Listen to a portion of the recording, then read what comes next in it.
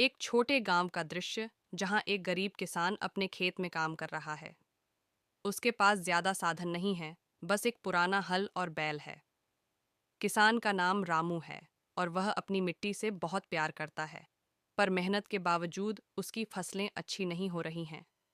उसकी पत्नी चिंता में है और उसके बच्चे भूख से रो रहे हैं।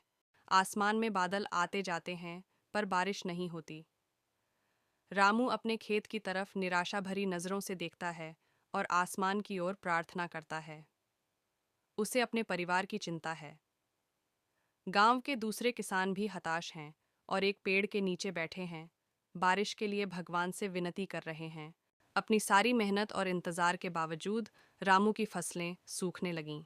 अब उसके पास पैसे नहीं बचे हैं। वह फैसला करता है कि वह शहर जाकर काम करेगा ताकि अपने परिवार का पेट भर सके। उसकी पत्नी आंसू भरी आंखों से उसे देखती है, लेकिन रामू उसे दिलासा देता है कि वह जल्द ही कुछ कमा लाएगा। रामू शहर में पहुंचता है, जहां काम मिलना मुश्किल हो जाता है। वह इधर उधर भटकता है, लेकिन कोई काम नहीं मिलता। दिन भर की मेहनत के बाद भी उसके हाथ कुछ नहीं आता। थका हारा रामू एक सड़क किनारे बैठकर अपनी हालत पर विचार करता है। एक दिन, जब रामू भूखा और थका हुआ एक पेड़ के नीचे बैठा होता है, एक व्यक्ति आता है और उससे बात करता है। वह आदमी एक धनी व्यवसायी है जो गांव के किसानों की मदद करना चाहता है।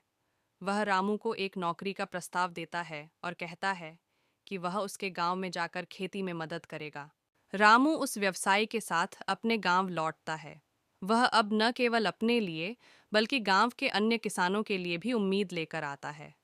व्यवसायी गांव में पानी की सही व्यवस्था करता है और किसानों को बेहतर तकनीक सिखाता है।